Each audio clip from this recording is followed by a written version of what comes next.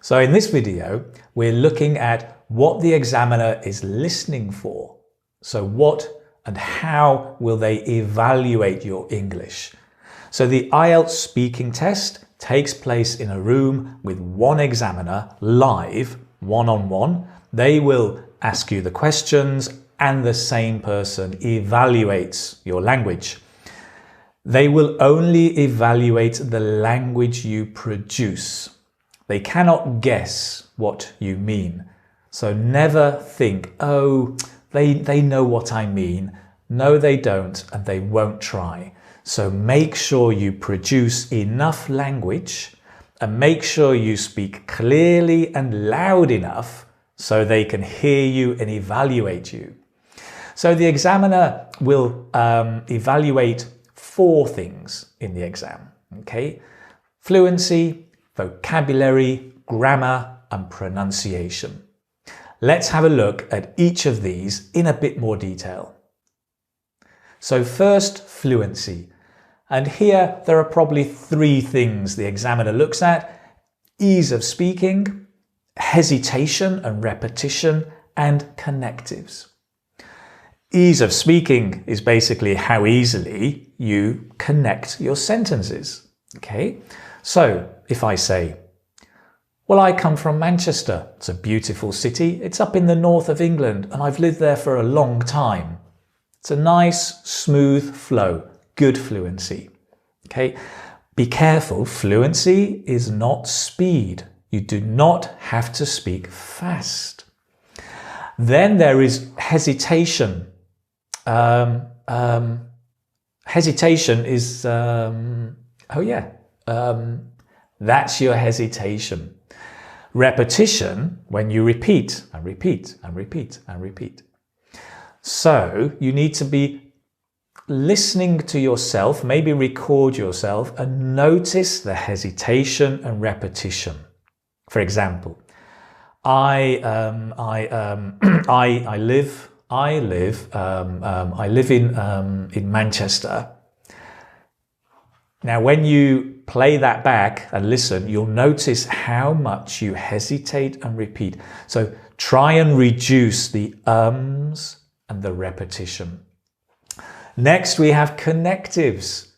Basically, the words that connect your sentences. So, for example, and, but, then, also, to, however, so. All of these are connectives. You need to use quite a few and a good range, and spoken connectives, not written academic connectives. Okay, so for fluency, basically a band 7, okay, would look like this. Speaks without any noticeable effort, may have hesitation at times, uses a range of connectors with flexibility. Let's move on and look at vocabulary. For vocabulary, there are 5 things to look at. So we have the range, the mistakes, idiomatic expressions, collocation, and paraphrase. Let's look at each one in turn. So the range is the range of vocabulary. Do you use a short range? So for example, air pollution is bad for the air. Or do you have a wide range of words? Air pollution is detrimental to the environment.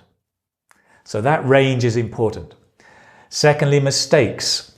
Sometimes we confuse the verb for the adjective or the adjective for the noun, right? So be careful of mistakes like air pollutes is badly for air. Okay, be careful with the mistakes.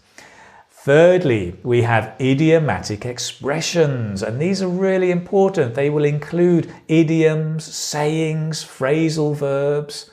So brush up on your idiomatic expressions. Don't throw in the towel and you will sail through the exam with flying colours. It's good to use them. Maybe not too many, but use some. Next, we have collocation. You need to be aware of collocation. Do we say do a shower, make a shower, have a shower, get a shower, become a shower? Oh yeah, have a shower. It's the words that go together. You need a good awareness of collocation.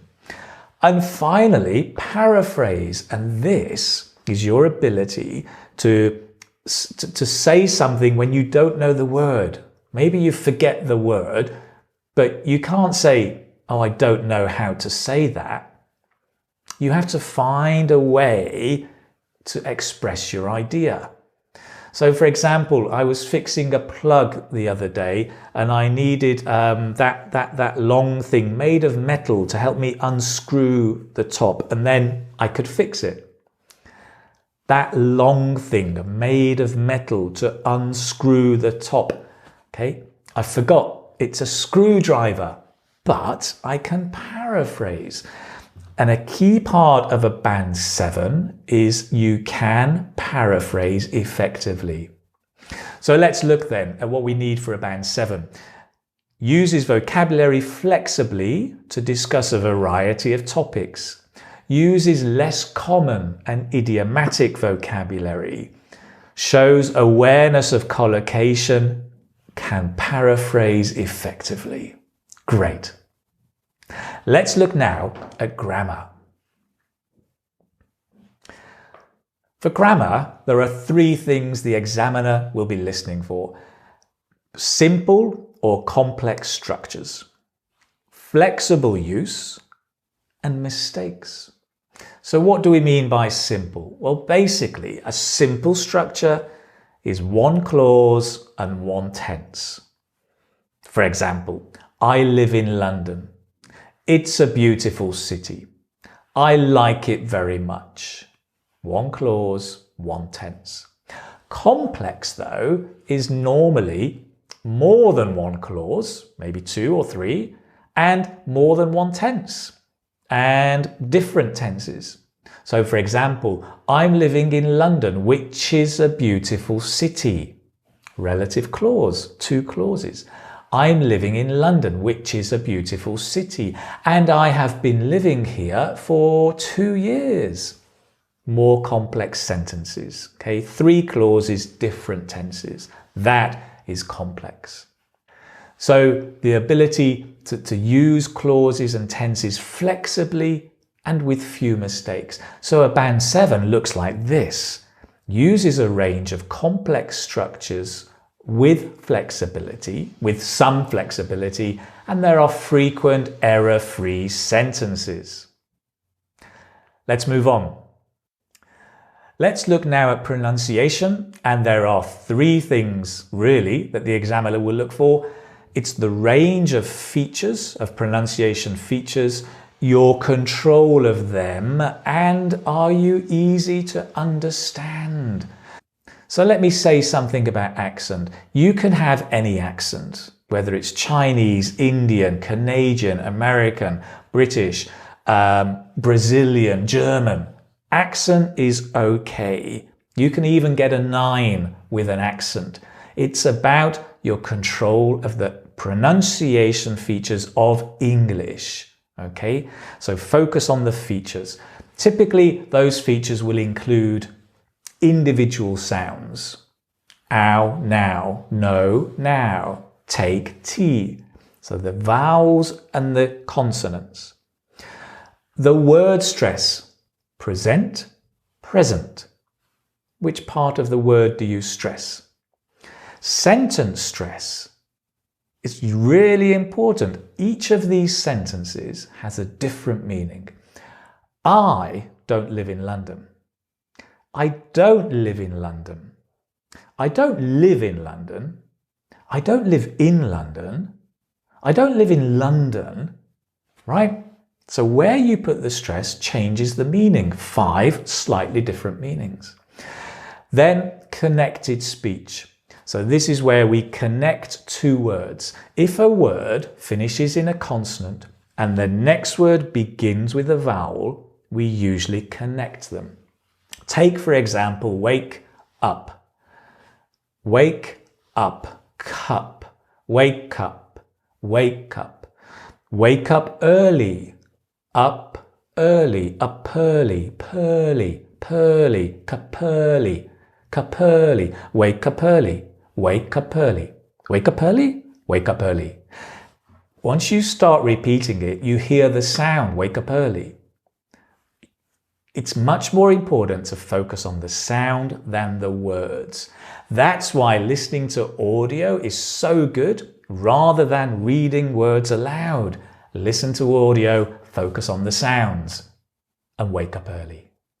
Finally, intonation. Intonation is difficult to practice. You just need to listen lots and lots and lots. But for example, listen to the difference here, okay? That's great. Oh, thank you.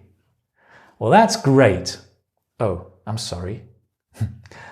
That's great. The intonation can mean it's really good or it's really bad. So intonation is important. So for a band 7, what do we have? Well, produces a range of pronunciation features with good control and some ability to sustain over longer turns and can be understood throughout. So now you have a clear idea about what is being evaluated, your fluency, vocabulary, grammar and pronunciation, and what you need to focus on to get a band 7.